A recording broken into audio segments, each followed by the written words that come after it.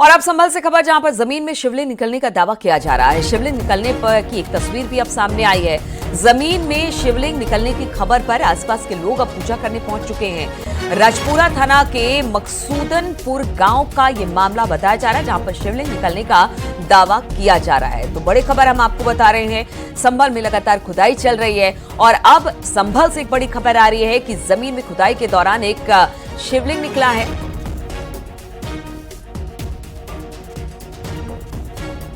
बातचीत करने के लिए सुनील हमारे साथ जुड़ गए हैं। सुनील, क्या जानकारी मिल रही है, कहां पर ये शिवलिंग मिला है, क्या वहां पर खुदाई चल रही थी पहले से?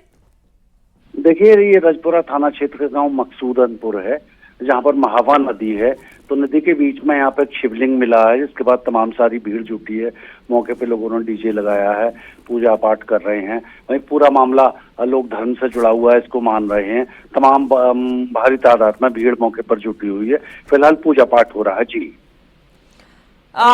क्या इस वक्त पुरातत्व विभाग या फिर जो आर्कियोलॉजिकल सर्वे ऑफ इंडिया या फिर किसी तरह से प्रशासन से भी संपर्क किया गया इस पूरे मामले को लेकर, ताकि वो आकर देखे कि कब की है ये शिवलिंग, क्या है इसका पूरा इतिहास? जी, मैं आपको बता दूं कि अभी प्रशासन को इस संबंध में ग्रामीणों की ओर से कोई सूचना नहीं दी गई है और ना ही प्रशासन के कोई अधिकारी मौके पर पहुंचे हैं। अलबत्ता एएसआई आजकल संभल में ही है, लगातार एएसआई का काम चल रहा है। हो सकता है कि यहाँ पर एएसआई भी पहुंचे और पूरे प्रकरण की जांच शुरू करे। जी, तो इसके आसपास भी खुदाई कहीं चल रही थी क्या, जिसके बाद ये शिवलिंग निकला है? सुनील, देखिए, ये नदी है, यहाँ पर खुदाई चल रही थी तो पहले पानी निकला है, उसके बाद सूखी हुई नदी है, बहुत समय से ही नदी बंद है, तो उसके बाद में पानी निकला है, जिसके बाद ही शिवलिंग निकला है। तो ये पूरा मामला बहुत बेहद कौतूहल का विषय है। ग्रामीण भी चाहते हैं कि इस संबंध में प्रशासन आगे आए, उनकी मदद करे। वहीं फिलहाल पूजा पाठ चल रहा है, लोग इसको धर्म से जुड़ा हुआ पूरा मामला, क्योंकि शिवलिंग को अभी भी वहां से निकाला नहीं गया है, वहीं पर छोड़ दिया गया है। क्या उनको किसी तरह से कहा गया है कि इसको अभी ना छुए, ना निकाले, इसीलिए उसको निकाला नहीं गया, लेकिन पूजा पाठ जरूर हो रहा है? सुनील, देखिए, सामान्यतः इस तरह के मामलों में जहाँ शिवलिंग निकलते हैं वहां पर मंदिर बन जाता है, मठ बन जाता है, लोग पूजा पाठ शुरू कर देते हैं, वो धार्मिक स्थल बन जाता है। तो शिवलिंग को जमीन से निकालने की परंपरा नहीं है। तो जिस तरीके से पहले से चला रहा है उसी तरीके से यहाँ फिलहाल पूजा पाठ हो रहा है। जी, और ये आसपास का इलाका किस तरीके का इलाका है, कौन सा इलाका है? ये संभल का गुन्नौर तहसील इलाका है, यहाँ का राजपुरा ब्लॉक है, जहाँ का ये मकसूदनपुर गांव है।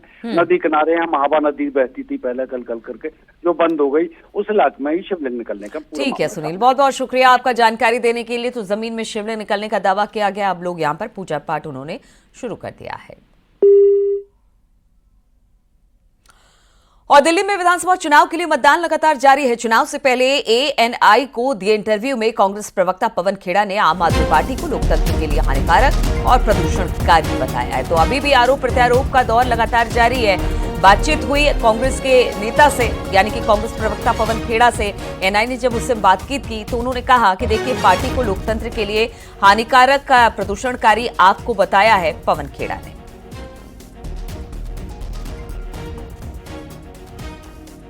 I hope so. I hope this is an election on his existence, because people like him, parties like AAP, should not exist in our democracy. They undermine our democracy. ये लोकतंत्र के लिए बहुत हानिकारक हैं। जैसा कि मैंने आपको कहा, विचारधारा से मैं सहमत हूँ या असहमत हूँ वो अलग बात है। मैं संघ की विचारधारा से असहमत हूँ, मैं लड़ूंगा, आखिरी सांस तक लड़ूंगा, लेकिन विचारधारा तो है। यहाँ तो विचारधारा ही नहीं है, किससे लड़ रहे हो आप? सो ऐसे लोग राजनीति के लिए प्रदूषणकारी होते हैं। दे पोल्यूट आवर पॉलिटिक्स। फिरोजाबाद महोत्सव में लोक गायिका मालिनी अवस्थी ने अपने आवाज के जादू से लोगों को झूमने पर मजबूर कर दिया। मालिनी अवस्थी के मंच पर आते ही पूरा पंडाल तालियों की गड़गड़ाहट से गूंज उठा। भक्ति संगीत के जरिए आगाज करने वाली लोक गायिका के दिल को छूने वाले एक से एक बढ़कर लोकगीत प्रस्तुत किए। उन्होंने फिरोजाबाद की चूड़ी पर भी गीत सुनाया।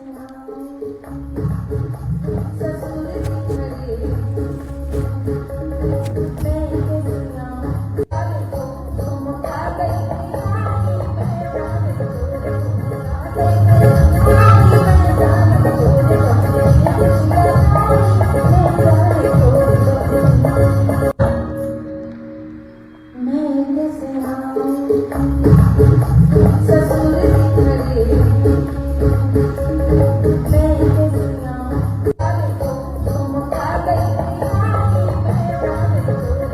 मालिनी अवस्थी ने लोकगीत पेश किया। अब तस्वीरें हम आपको दिखा रहे हैं फिरोजाबाद से, जहां पर फिरोजाबाद मौसम मनाया गया। फिरोजाबाद की चूड़ी से लेकर मालिनी अवस्थी के लोकगीतों तक सभी पर उन्होंने बढ़िया बढ़िया गीत सुनाए और इस आवाज का जादू ऐसा था कि लोग झूमने पर मजबूर हो गए। मालिनी अवस्थी लोकगीतों के लिए जानी जाती हैं और उनको कई पुरस्कार भी इसके लिए मिल चुके हैं।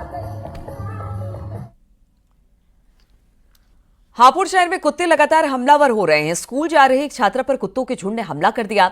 राहगीर ने बच्चे को कुत्तों से बचाया। कुत्तों के हमले की घटना सीसीटीवी में कैद हो गई। घटना शहर के पटेल नगर की बताई जा रही है। ये तस्वीरें हम आपको दिखा रहे हैं किस तरह से हापुड़ का मामला है। कुत्ते इतने ज्यादा गलियों में हो गए हैं कि जो भी लोग वहां पर निकलते हैं कुत्ते उनके पीछे दौड़ पड़ते हैं उनको काटने के लिए। और एक छात्रा पर किस तरह से कुत्तों ने अटैक किया, जिसकी तस्वीर वहां लगी सीसीटीवी में कैद हो गई।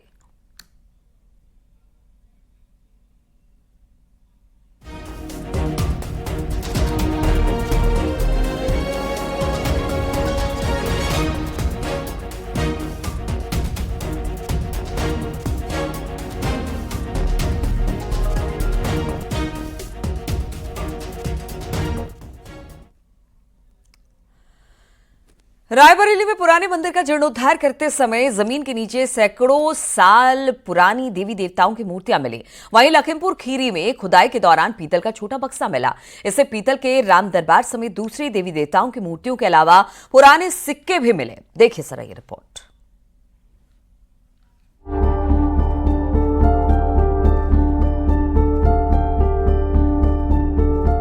रायबरेली में पुराने मंदिर का जीर्णोद्धार कराने के दौरान कुछ ऐसा हुआ जिसके बाद से लोग चकित हैं। खुदाई के दौरान जमीन के नीचे सैकड़ों साल पुरानी देवी देवताओं की मूर्तियां मिली हैं। मामला डलमऊ कोतवाली क्षेत्र के सुरसना गांव का है। सुरसना में मूर्तियों के मिलने की खबर के बाद से पूरे इलाके में हलचल पैदा हो गई।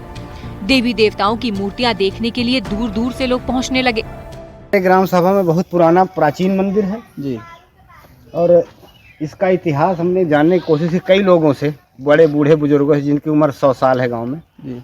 वो बोलते हैं कि इससे पहले का भी मंदिर है। तो हम और हमारे ग्राम वासियों की जिज्ञासा हुई कि इसको हम जो है थोड़ा सा जीर्णोद्धार करा दिया जाए जी। उस दरमियान जो है हमको कुछ मूर्तियां प्राप्त हुई हैं यहाँ पे। स्थानीय लोग यहाँ पर भगवान शिव का मंदिर होने की बात कह रहे हैं। शिवरात्रि के मौके पर यहाँ पर मेला भी लगता आया है, लेकिन मंदिर का इतिहास कितना पुराना है इसके बारे में सही कोई नहीं बता पाया। कई लोगों से बात की गई तो कुछ लोगों का कहना है कि ये हो सकता है गुप्तकालीन मूर्तियां हो, या कुछ लोग तो यहाँ तक कह रहे हैं कि ये चोल वंशीय शासन में इस मंदिर की स्थापना की गई थी।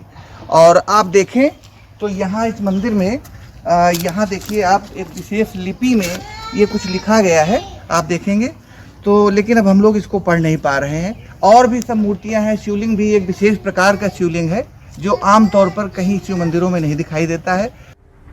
ग्रामीणों ने इसकी सूचना पुलिस और राजस्व विभाग को दे दी, जिसके बाद टीम मौके पर पहुंची और मूर्तियों को कब्जे में लेकर पुरातत्व विभाग को सूचना दे दी गई है। जांच पड़ताल के बाद ही मूर्तियों के बारे में ज्यादा जानकारी सामने आ सकती है। वहीं लखीमपुर खीरी के सिंघाई खुर्द इलाके में खुदाई के दौरान पीतल का छोटा बक्सा मिला है। श्री बालाजी मंदिर परिसर के पास खाटू श्याम और लाल लंगोटी हनुमान मंदिर में खुदाई कराई गई। इसमें पीतल के राम दरबार के अलावा देवी देवताओं की मूर्तियों के साथ सिक्के भी मिले हैं। इसके बाद तो ये कौतूहल का विषय बन गया कि खाटू श्याम बाबा की भूमि पूजन किया जाएगा और बालाजी की मूर्ति लगनी है, जिसको लाल चोले वाले बाबा जी जिस पे सिंदूर चढ़ाया जाता है वो मूर्ति लगनी थी।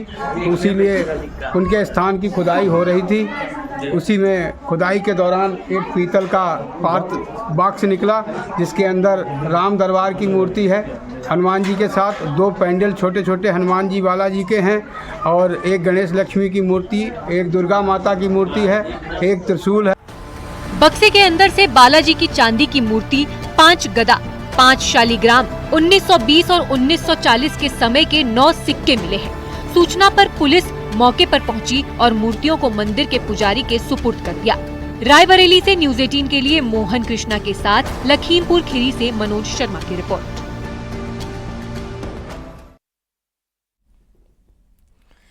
वाराणसी से खबर जहां पर बनारस रेल इंजन कारखाना यानी कि बरेका में एक नया रिकॉर्ड बनाया, जिसके तहत साल 2025 में 124 इलेक्ट्रिक इंजन बोगी बनाकर अपना ही 2 साल का पुराना जो रिकॉर्ड था उसे तोड़ दिया। बरेका ने इससे पहले साल 2022 में 104 इलेक्ट्रिक इंजन बोगी बनाई थी। टीम ने ट्रक मशीन शॉप में पूजा पाठ के बाद इस इंजन बोगी को राष्ट्र को समर्पित कर दिया है।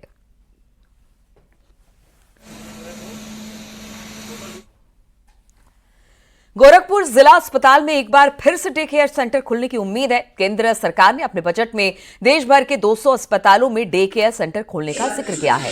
इस ऐलान के बाद उम्मीद है कि गोरखपुर के जिला अस्पताल में भी डे केयर सेंटर खुलेगा, जिससे पूर्वांचल के रोगियों को कैंसर का सस्ता इलाज मिल सकेगा।